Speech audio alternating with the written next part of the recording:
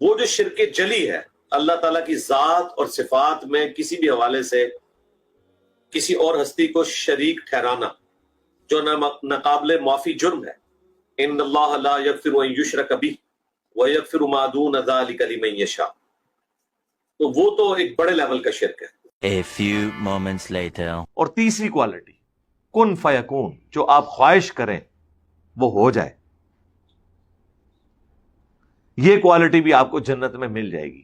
اس کے اوپر غور کریں تو پھر اللہ کے لیے آپ کے دل میں محبت کا جذبہ پیدا ہوگا کہ میں اس اللہ سے کیوں نہ محبت کروں جو اکیلا تھا.